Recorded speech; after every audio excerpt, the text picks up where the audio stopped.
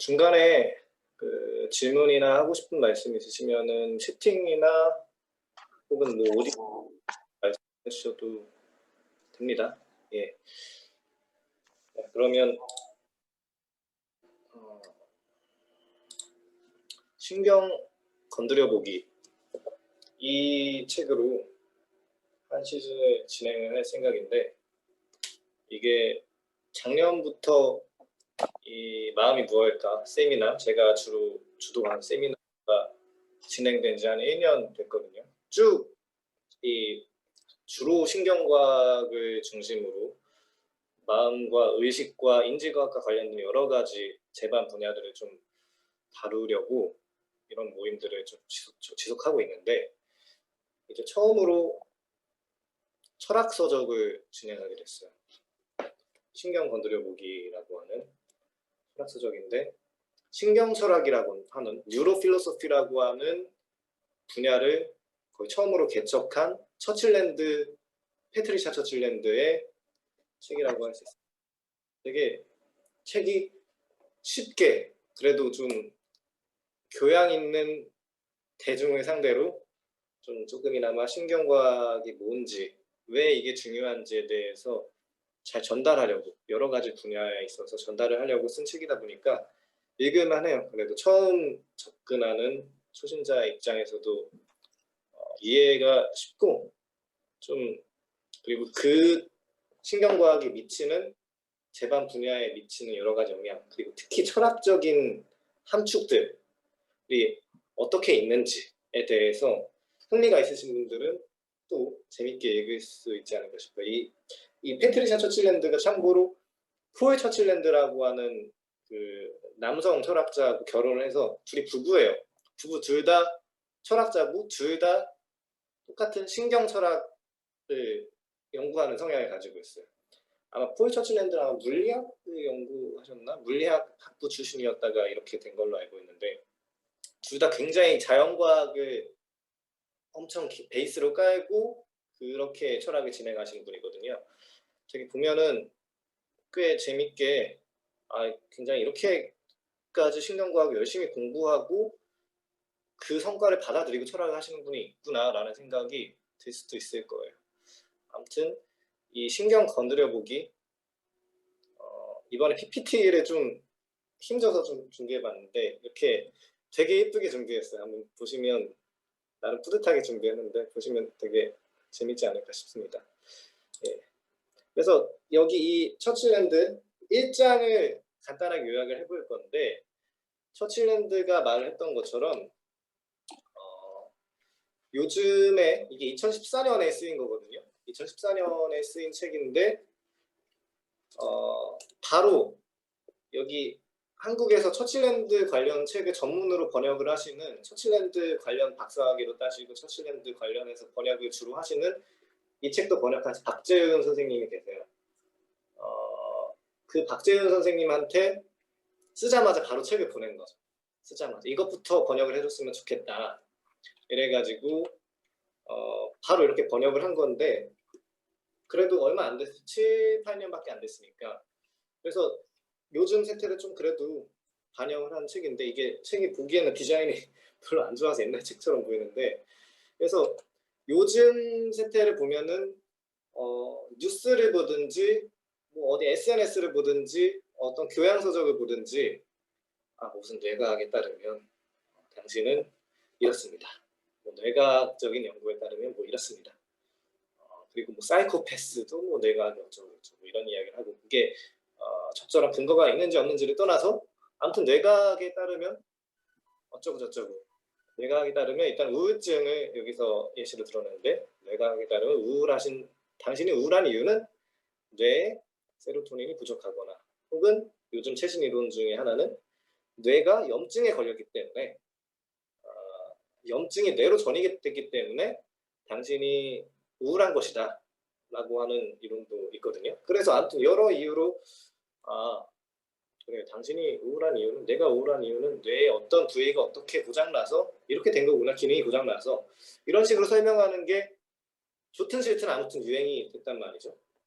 그래서 거기에 대해서 혹시 과장이 있지는 않은지, 그리고 그것을 받아들이긴 한다면 어디까지 얼마나 받아들여야 되는지 처칠랜드 선생님께서 좀 정리를 하고 그것들을 좀 교양적인 수준에서 전달하고자 이 책을 썼다고 보시면 될 것 같아요.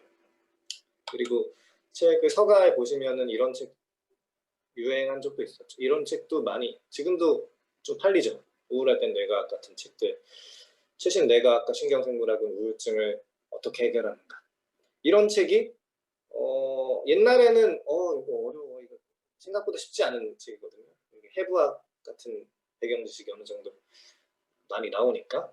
그래서 근데 그렇게 어려워 보이는 책이 에세이만 유행할 같은 그런 베스트셀러에서 아마존 심리 분야에서 장기 베스트셀러를 집권했고 많이 팔렸다, 이런 소리도 들을 정도로 뇌과학이 많은 인기를 얻는 중입니다. 그리고 오른쪽은 정신분석학 그리고 신경과학, 마치 둘이 상관없어 보이는, 정신분석학은 되게 뭐랄까 유사과학 취급하는 분들도 있고 어떤 뭔가 정신분석학을 좀 많이 싫어하시는 극단적인 위치의 분들은 저거는 유사과학이 과학 아니야, 이렇게 배척하시는 분들도 있어서 둘이 안 친해 보이는데, 신경과학과 정신분석학을 연결지은 신경정신분석학이라는 분야도 신생이 되었고 꽤 발음이 좀 잘 돼서 마크 솜즈라고 하는 분이 있으셨거든요. 카플란 솜즈라고 하는 분이 있으셨는데 꽤 이것도 나름대로 발전을 많이 한 분야라고 알려져 있습니다. 아무튼 그만큼 정신분석학이 신경과학의 세례를 받을 만큼 둘이 안 어울려 보이는 분야에까지 침투할 정도로 신경과학, 뇌과학이 굉장히 어마어마한 영향력을 끼치고 있다. 그리고 이것들은 우리 세미나에서 그동안 진행하고 읽어왔던 책들이고요. 이토록 뜻밖의 뇌과학은 잠깐 좀 훑어봤고, 감정은 어떻게 만들어지는가는 정말 중요한 책입니다. 감정이라는 영역에 있어서 정말 교양 수준에 있어서 바이블이라고 할 수 있는 책이 아닐까라고 생각이 들거든요. 이것도 신경과 감정에 있어서 굉장히 중요한 이해를, 중요한 통찰력을 가져다 줄 수 있는 책이고, 신경과학과 마음의 세계는 두말할 것도 없이 훌륭한 고전이죠. 2번, 3번 읽어도 부족함이 없는 그런 노벨상 수상자 제럴드 에델만 선생님의 훌륭한 저작이고 명작이고, 그리고 이거는 최근까지 진행했던 느끼고 아는 존재, 안토니오 다마지오도 굉장히 훌륭하신 세계적인 대가죠. 의식이란 무엇인가, 어떻게 의식이란 뭐고 인지가 어떻게 가능한지, 느낌이란 무엇인가에 대해서 평생을 연구하고 바치신 안토니오 다마지오 선생님의 느끼고 아는 존재, 그것들을 지금까지 쭉 다뤄왔는데 이것들이 얼마나 중요한지 지금까지 우리가 좀 많이 다뤄왔단 말이에요. 그것들을 좀 이번 시간에 이 신경 건드려 보기란 책을 통해서 어느 정도 정리할 수 있지 않을까 싶습니다. 예, 그리고 심지어 신경미학이라는 분야도 있죠. 여기 아까 미술을 하시는 분도 계셔서, 원래 한 시간 전까지는 이 PPT에 이 내용 없었거든요. 근데 갑자기 참가 말씀을 하셔서 이거 넣으면 좋겠다. 신경미학이라는 분야도 참 흥미로운 분야거든요. 어떻게 우리가 인지를 하는지에 따라서 그걸 기반으로 미학적 비평을 하거나 아니면 창작하는 입장에서 그걸 활용해서 크리에이트를 하시는 분도 계시니까, 그래서 이 에릭 캔델이라는 분, 굉장히 유명하신 분이거든요. 신경과학의 원리라고 우리나라에서 신경과학의 원리라는 책으로 번역된 아주 두꺼운 10만 원짜리 교과서가 있어요. 신경과학 하시는 분들이면 다 누구나 읽고 정말 열심히 공부하는 그런 책인데, 이거는 좀 교양서적으로 나온 책이거든요. 미술에서 뇌과학이 보인다. 어떻게 미술과 뇌과학이 접목될 수 있을까?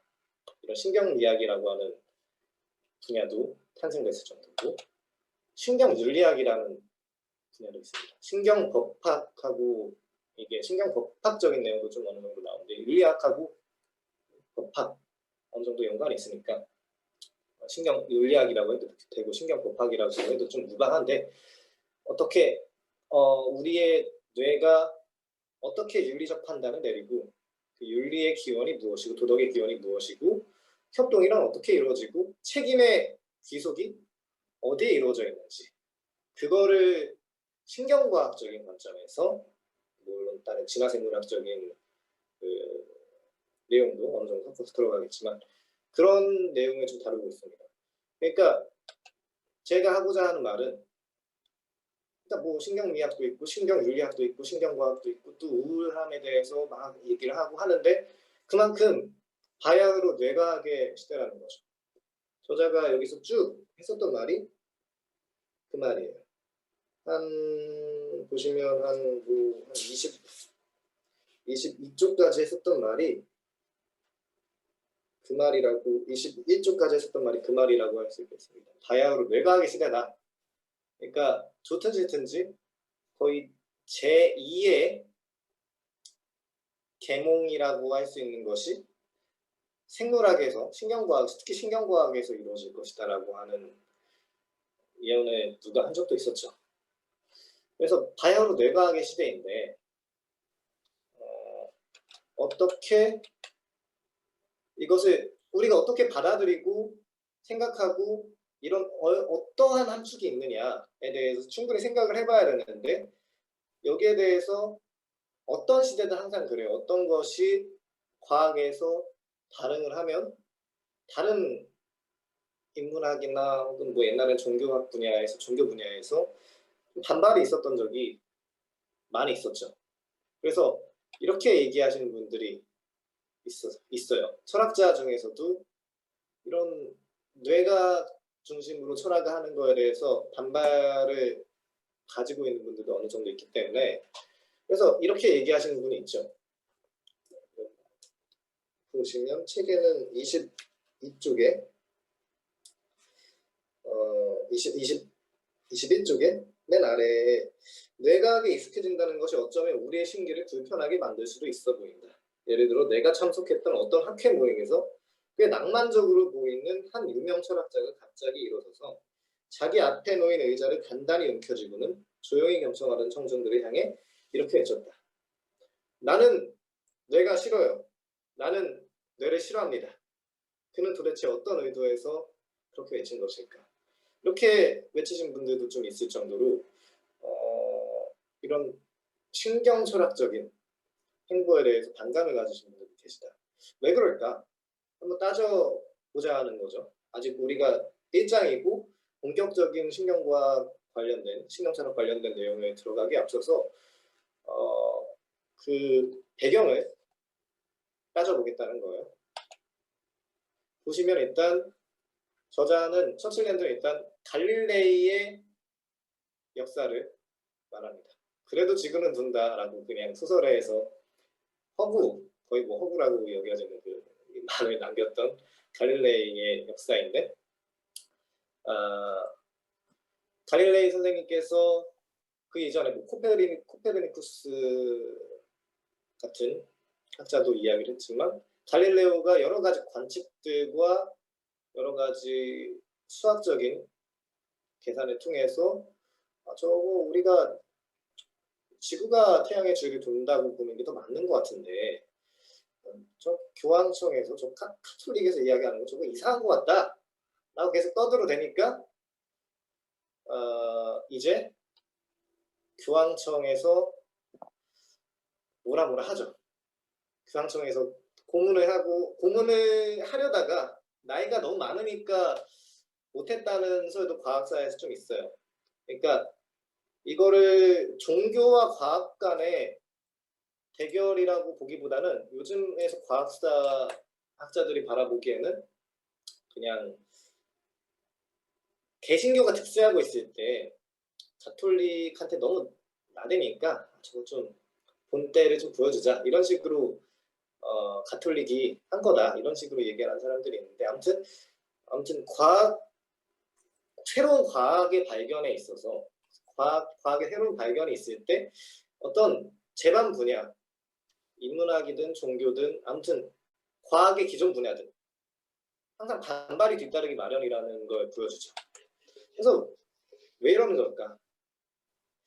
옛날에 황현희 개그맨이 코미디언이 이런 얘기 했었죠. 코너에 왜 이러는 걸까요?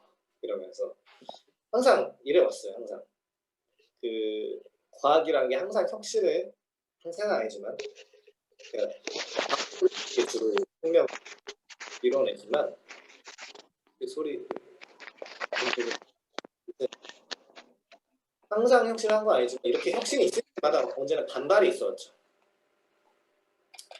그래서 이 갈릴레오가 그 지동설을 주장했을 때 교황청의 반발이 있다고. 그리고 이후에 갈렌이라고 하는 그 기원 후 150년 때 있었던 해부학자이자 로마의 물리학자이자 철학자인 갈렌이라고 하는 사람이 있었는데 심장에 대해서 이런 생각을 가지고 있었다고 하나 봐요. 그 25쪽에 나오는데 살아있는 것들은 반드시 신체를 활력 있게 해줄 생기 혹은 활기를 가져야만 한다. 그렇다면 생기는 어디로부터 나오는가? 이게 바이탈리즘이라고 하는 생기론이죠. 생기론 대표적으로. 그러니까 생명이라고 하는 것은 본질적으로 어떤 생명의 기운을 가지고 있고 그것이 발현되어야만 생명이 생명다움을 가질 수 있다라고 하는 입장인데 그럼 그 기운이라고 하는 생기라고 하는 것이 어디서 나오는가? 심장에서 지속적으로 나온다고 이야기를 주장을 했어요. 적어도 갈렌의 입장에서는. 그래서 그렇다면 그러면 활력을 갖는다는 게 생기를 갖는다는 게 무슨 의미인데 그거는 살아있게 한다는 의미야. 살아있게 한다는 건 뭐야? 생기를 가진다는 거야. 그러면 이거 좀 순환적인 논법 아닌가? 도움이 되는 설명은 아니다라고 과학계에서는 이런 생기론에 대해서는 현대에서는 배제하고 있는 입장인데 여러 이런 논리적인 이유뿐만 아니라 여러 가지 증거적인 이유로 배제되고 있는 입장인데 그래서 심장에 대해서 그거의 생기를 가지고 있는 아주 주요한 예를 들어서 어떻게 보면 우리의 영혼을 관장하는 주요한 기관이다. 영혼이 있다고 했을 때 그렇게 봤는데 후대에 윌리엄 하비라고 하는 영국의 과학자가 1628년에 이런 사실을 발견했어요. 이렇게 돋보기로 바라본 건 아니겠죠. 한번 이렇게 관찰해 심장을 주의 깊게 살펴보니까 알고 보니 심장은 실제로 근육으로 된 펌프다. 단순히 혈액을 순환하는 데 도움을 주는 운반을 하는 데 도움을 주는 펌프지 이게 뭐 단순히 그냥 살덩어리 고깃덩어리 그냥 펌프지 이게 뭐 영혼을 담는 기관이다 뭐 생기를 담는 기관이다 뭐 바이탈리티 그런 거 없다 이런 식으로 얘기를 하니까 뭐라 했습니다. 사람들이 나는 심장 25쪽에 나오는 것처럼 나는 심장이 싫어 나는 심장이 싫다고 이런 식으로 이야기를 하면서 이 기존 과학 분야 기존에 가지고 있던 생각에 대해서 종교적인 생각이라거나 어떤 관습을 깨는 그런 내용들에 있어서 반발이 생긴 거죠. 이게 단순히 심장은 사실은 펌프다 이런 사실적인 문제가 아니라 사람들에게 있어서는 이 영혼을 담는 기관인데 이게 영혼을 담는 기관이 아니라고? 생기랑 전혀 상관이 없다고? 그럼 영혼이 없는 거일 수도 있는 거야? 영혼이 없다고 해야 되는 거야? 기존에 살아가던 사람들이 그런 가치관의 부정을 받으니까 그러면 이거는 믿고 싶지 않아 이러면서 Let's pretend 뭐뭐인 척하기 전략을 사람들이 쓰기 시작했다고 저자는 설명을 해요. 눈 가리고 아웅을 하는 거죠. Let's pretend라고 하지만 우리도 애기들 보면은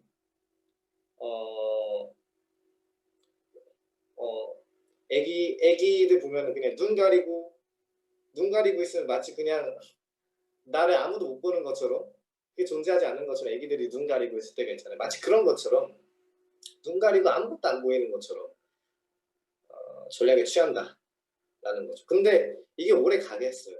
이게 오래 가겠습니까? 절대 오래 안 가죠. 그 지동설을 주장했던 것도 그에 대한 반발도 오래 가지 않고 사실 우리는 지구가 중심이 아니라 태양 중심으로 돌고 있어. 이런 식으로 이야기를 했던 것이 잘 받아들여졌고 시간이 지나면서 그리고 마찬가지로 심장은 영혼의 기관이 아니야. 어떤 아니마를 담고 있지 않아. 생기를 담고 있는 기관이 아니야. 그냥 단순한 살덩어리가 펌프로서 혈액을 순환하고 운반하는 데 도움을 줄 뿐이야. 이런 걸 받아들이는 거. 그게 반발이 있었지만 그렇게 오래가지 않았다. 제가 왜 저럴까 이러면서 반발을 하는 사람들에 대해서 이런 생각이 현대에 살아가는 사람들의 입장에서는 그런 생각이 들지만 다 저들마다 그런 이유가 있었다는 거죠. 과학사적인 이유가. 근데 이것도 시간이 지나면 어느 정도 괜찮아진다. 그리고 한 가지를 더 이야기하자면 저자가 이야기를 언급했던 게 제멜바이스예요.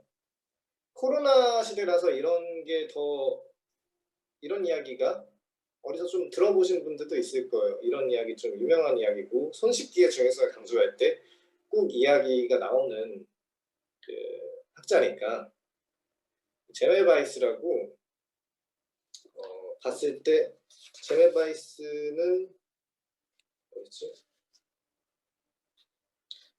27쪽에 나오는데 헝가리 외과 의사 제멜바이스는 연구는 다음을 보여줍니다. 원래 그 산부인과에서 워낙에 산부인과 혹은 병원이라는 게 병을 치료하러 가는 곳인데 치료하러 가는데 병을 더 키워서 오는 경우가 많다는 거예요. 이거 왜 이럴까? 사람들이 고민을 했던 거죠. 왜 이러지? 도대체 뭐가 문제가 있나? 라고 생각하는 와중에 제멜바이스가 혹시 손을 씻으면 어떨까? 지금 생각하면 경악이죠. 아니 그러면 의사들이 손도 안 씻고 환자들을 돌봤던 거야? 근데 놀랍게도 사실입니다. 손도 안 씻고 환자를 돌봤는데 더 놀라운 거는 제멜바이스가 이렇게 손 씻으면 어떨까라는 제안을 했는데 그게 엄청나게 무시를 받았어요. 멸시를 받았어요. 그냥 무시를 받은 수준이 아니라 손을 씻어? 손을 씻는다고? 손을 미친 거야. 왜 씻어? 야 그런 말 왜 해? 뭐 이런 식으로 말을 할 정도로 멸시받으면서 살았대요. 게다가 그러니까 좀 지금 생각해 보면 솔직히 그냥 밑져야 본전일 텐데 손을 씻고 이렇게 한다는 게 그렇게 어려운 일도 아닌데 왜 그럴까라는 생각이 들 정도로 미친놈 취급받았대요. 그래서 이렇게 손을 씻으면 당시 35%에 달했던 임산부의 임신 중독 감염 사망률이 1%까지 낮출 수 있었는데도 불구하고 손 안 씻었다. 기존에 굳었던 관습이나 분위기가 변화하는데 이렇게까지 오래 걸릴 일인가를 잘 보여준 사례라고 볼 수 있을 것 같아요. 이런 간단한 일도 잘 변하지 않는데 뭔가 어떤 가치관에 크게 뒤흔드는 어떤 지동설이라든가 어떤 지동설이 싫다. 심장은 영혼의 기관이 아니다. 라고 받아들여야 된다든가 아니면 나는 손 씻기 그거 왜 해? 미친놈 아니야? 이거라든가 이런 거라든가 혹은 진화론 다윈의 진화생물학 같은 거 어떻게 박테리아부터 바흐까지 이렇게 올 수 있는가? 미친 거 아닙니까? 그게 어떻게 가능하죠? 이런 식으로 질에 거부하는 것부터, 질의 겁부터 먹어서 거부하기 십상이라는 거죠. 이것들과 마찬가지로 나는 심장이 싫어, 심장 싫어합니다. 지동설이 싫어요. 손 씻기가 싫어요. 진화론이 싫어요. 이렇게 기존 관습에 대해서 맞서는 걸 싫어하는 것과 마찬가지로 그 철학자들도 아까 외쳤던 난 뇌가 싫어요. 난 뇌를 싫어합니다. 라고 외쳤던 철학자들도 그런 이유에서 반발을 한 게 아닐까라고 이야기를 하거든요. 그리고 마찬가지로 그리고 다른 이유도 있겠죠. 30쪽에 나오는 것처럼 나는 뇌를 싫어한다고 표현하는 몇몇의 철학자들은 실은 전혀 다른 염려를 토로합니다. 왜냐하면 그러한 분야들이 철학자들이 지금껏 자신들의 영역이라고 생각해 온 것들을 침식하기 때문이다. 미국이든 유럽이든 많은 현대 철학자들은 전혀 신경과학을 배운 적이 없으면서도 의식, 지식, 의사결정 등등의 본성에 대한 여러 질문들을 대답하도록 교육받아 왔다. 혹은 어느 과학 분야의 학자라도 그러한 문제들을 위해 훈련해왔다. 그것이 철학적 방법이고 사실이다. 그들은 이렇게 불평한다.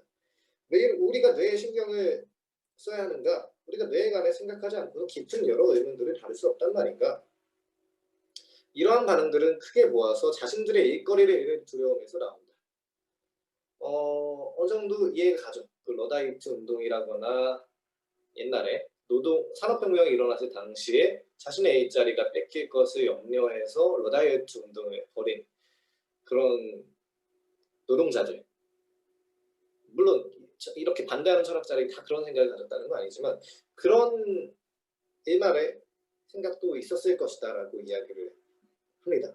그러니까 물론 뇌 없이도 충분히 철학적인 방법만으로도 순수하게 철학적인 연학적인 방법만으로도 뭔가 추론을 하고 할 수 있는 것도 충분히 있겠지만 적어도 마음이 어떻게 작동하는지에 관한 철학자들이 말하고 싶다면 뇌에 관해서도 알아야 하지 않을까라고 저자는 이야기를 하거든요.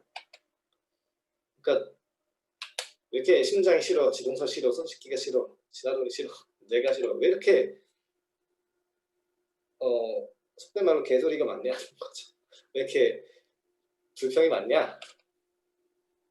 그거 받아들이고 그 성과를 좋든 싫든 충분히 받아들이고 그거를 어느 정도까지 받아들일지의 문제지, 이제 와서는 지금 시대에 와서는 그런 철학자들이, 인문학자들이라고 하는 사람들도 이런 현대의 신경과학 성과를 충분히 받아들여야 하는 건 아니냐라고 이야기를 합니다.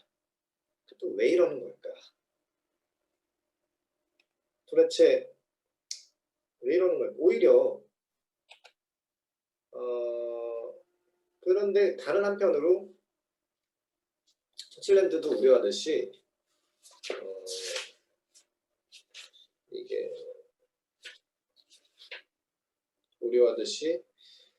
다른 한편 뇌과학적 사실을 지나치게 과장하는 뻥쟁이들도 문제가 있을 수 있다라고 이야기를 합니다. 29쪽 맨 아래쪽에 있는데 뇌에 관한 어떤 가설들은 우리가 실제로 아는 것을 과장하는 뻥쟁이 작가들에 홍보되고 한다. 그러니까 되게 어디 TV나 TV 강연이라거나 어디 강연이라거나 어디 교양 서적 같은 거 보면은 자유로운 선택은 환상입니다. 자아란 허상에 불과하죠. 사랑은 단지 화학적 반응에 불과합니다. 라는 식으로 주장을 하는데 그것이 과연 얼마나 잘 지지될 수 있을 것인가, 어느 정도 부풀려진 사실이 아닐까에 대해서도 경계를 해야 된다는 거죠. 얼마나 많이 광고되고 조작되는 것일까. 너무 신경과학자들이 너무 과한 허풍 섞인 주장을 하는 건 아닐까. 그래서 이런 주장들의 상당수는 좋은 과학이라기보다 단지 인기에 영합된, 대중에 영합된, 대중영합적인 이야기들에 불과하다라고, 그리고 우리들도 그래서 이런 뻥쟁이들에 대해서 경계를 해야 되지 않느냐라고 이야기를 하는 겁니다. 그러니까 철학자 입장에 상당히 비판적 사고를 가지면서 양쪽에 대해, 양쪽의 극단적인 입장에 대해서 경계를 하면서 한번 뇌과학을 이야기해보고 받아들여보겠다는 거죠. 예. 그래서 아무튼 신경철학이 중요하다. 그래서 결국에는 이런 이야기를 하려고 하는 겁니다.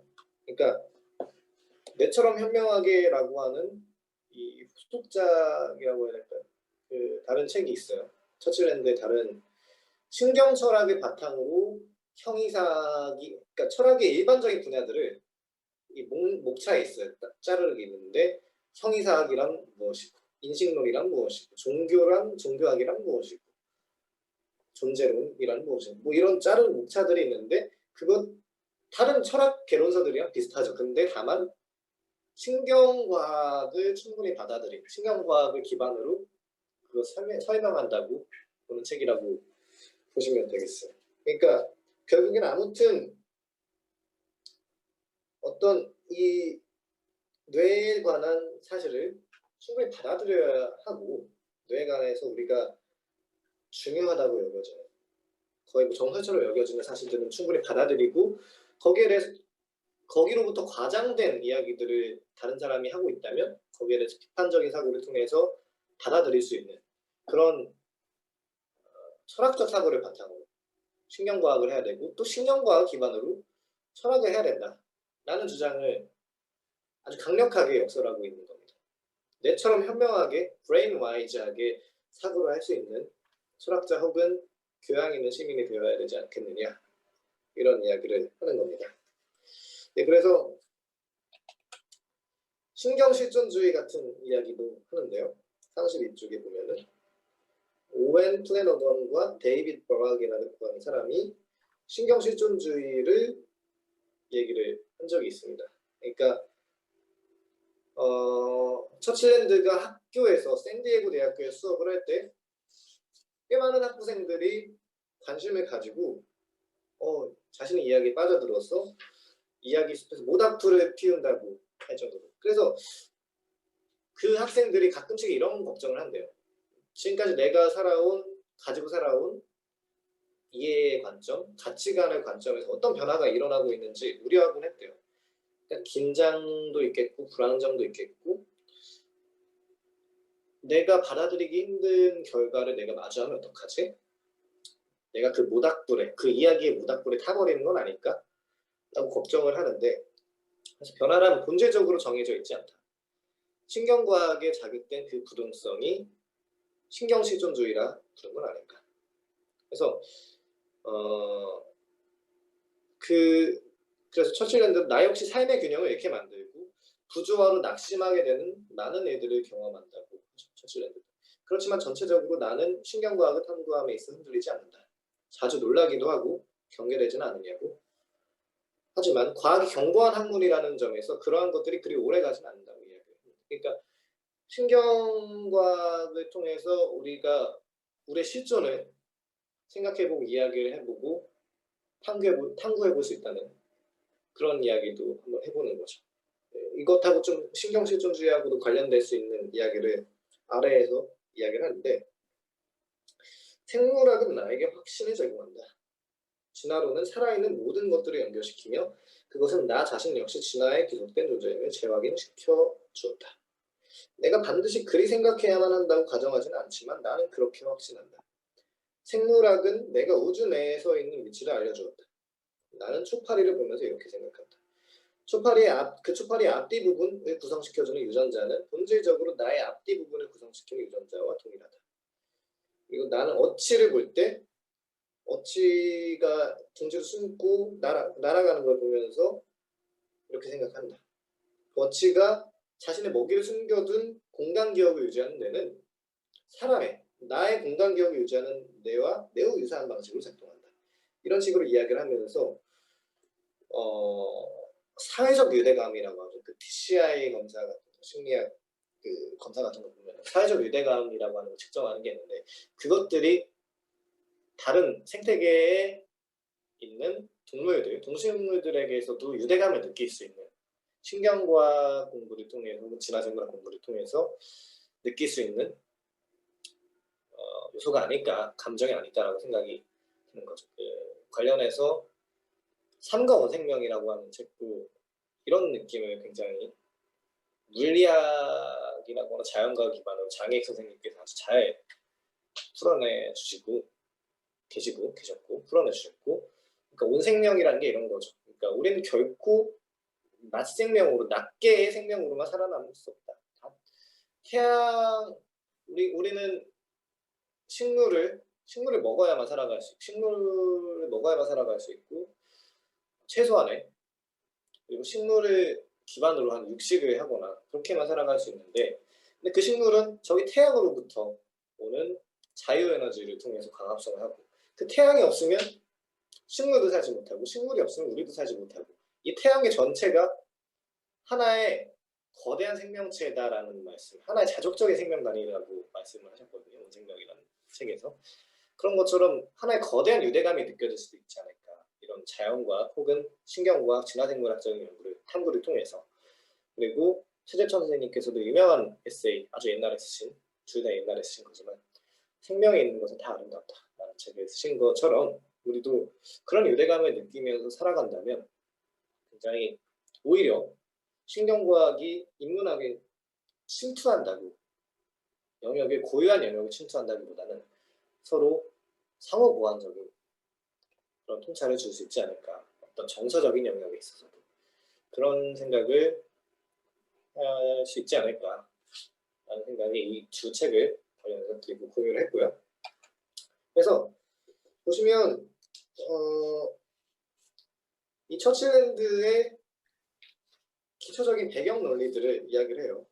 그러니까 우리가 과학을 대하거나 세상을 대할 때, 그리고 특히 우리가 이 책을 대하기에 앞서서 본격적인 내용을 접하기에 앞서서 이 세 가지 배경 논리를, 기초적인 배경 논리들을 언급을 하는데 다 뭐 너무 당연한 것들이죠. 첫째로, 실제는 우리가 원하는 바에 따라 존재하지 않는다. 이게 34쪽에 나옵니다. 34쪽, 35쪽에 나오는데 사실은 사실일 뿐이다. 그러니까 실제는 우리가 그렇게 존재하는 방식을 좋아하지 않을지 관심 두지 않죠. 그러니까 신장이 실제로 영혼의 기관이든 아니든 그거는 우리가 그걸 원하는 바에 따라서 결정되지는 않죠. 당연히 진화론도 마찬가지죠. 진화생물학도 마찬가지죠. 그냥 진화론이 너무 싫다, 그게 사실이 아니었으면 좋겠어 라고 이야기를 하더라도 진화생물학이 사실인지 아닌지는 내 마음과 별개다. 지동설도 마찬가지고, 손 씻으면 좋을 것이다 라고 하는 것도 마찬가지죠. 그래서 우리가 원하는 바에 따라 실제가 존재하지 않는다. 사실은 사실일 뿐이다 라고 이야기를 하는 겁니다. 그래서 그리고 비슷한 얘기인데 또 무엇이 참이었으면 좋겠는지는 심리학적 상태고 별거 아니다. 이거에 따라 실제가 달라지지 않는다. 그리고 실제로 우리는 과학을 어떻게 사용해야 할지를 제어할 수 있다. 그러니까 과학이 발전함에 따라서 어떤 사람들은 너무 황폐화되는 거 아니냐, 삶과 사회가 황폐화된 거 아니냐, 플라스틱, 환경 파괴 문제도 있고 여러 가지 이야기들이 있으니까 맞죠. 그런 거 맞는데, 근데 그러니까 과학을 멈추자라고 이야기를 하는 반계몽주의, 안티 인라이트니스트들이 있는데 그런 사람들에 대한 비판일 뿐이에요. 너무 당연하죠. 그러니까 꼭 과학이라는 게 해로운 방향으로만 가지 않을 수도 있는 거고, 우리가 주의 깊게 통제를 하고 제어를 하면서 이로운 방향으로 이끌어 나갈 수 있는 거니까 그런 점에서 과학을 어떻게 사용해야 할지를 제어할 수 있다. 이런 이야기를 하는 겁니다. 그래서 아까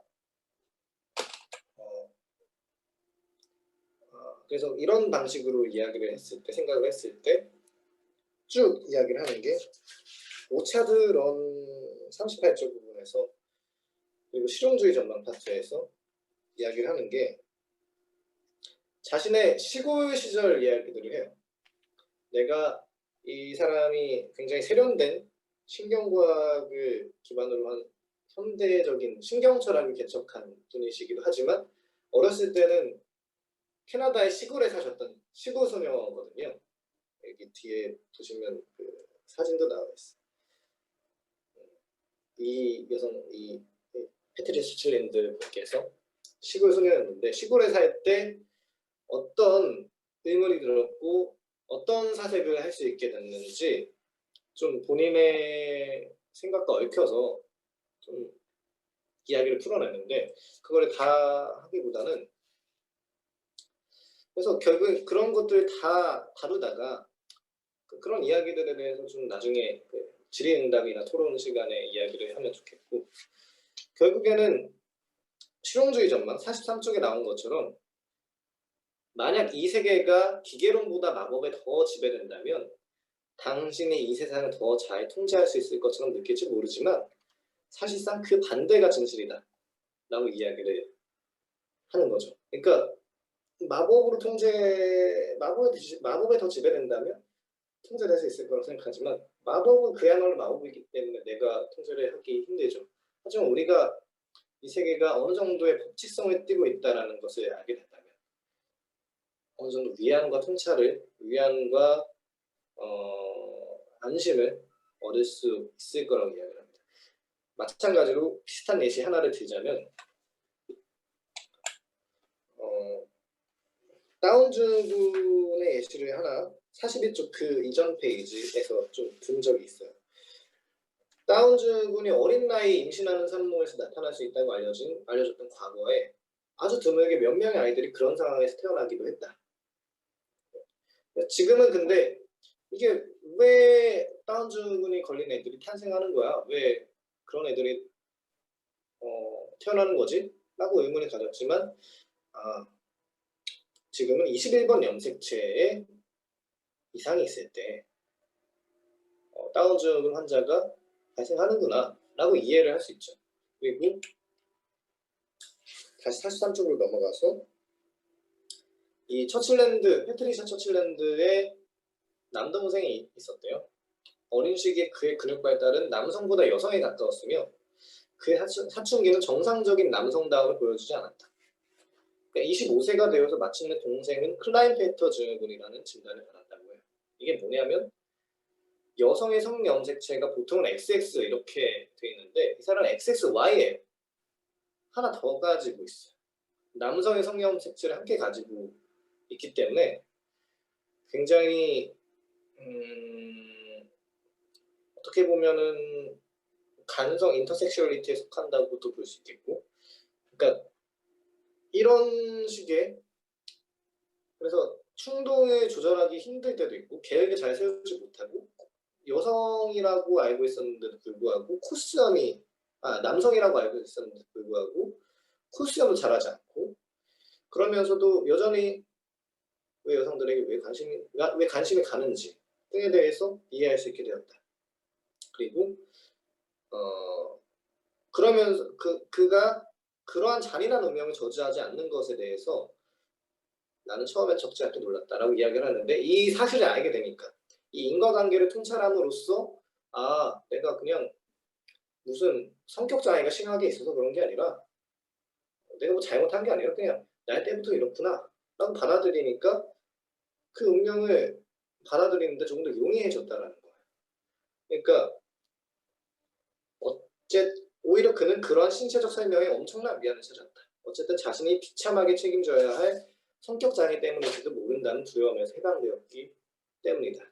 그 진단은 아마도 그에게 자신이 누구라는 것을 알게 해주고 스스로 조화로운 삶의 방법을 발견하게 해준 은혜로운 편결이었다. 그리고 그 편결 속에서 그는 놀라울 정도로 잘 살아가고 있다. 네, 그렇죠. 그 이후로 우리는 소아마비나 백일해, 그리고 간질, 당뇨, 척추뼈 갈림증, 그리고 양극성 장애, 옛날에는 조울증이라고 불렀던 양극성 장애, 조현병 등등에 대해서 저 그냥 미친 건가? 저거는 특히 또 성경 같은 데 보면은 한 38년 동안 날 때부터 38년 동안 안진뱅이였던 사람이 나오고 옆에 있는 랍비들이 수근거리죠. 저건 죄지어서 그래.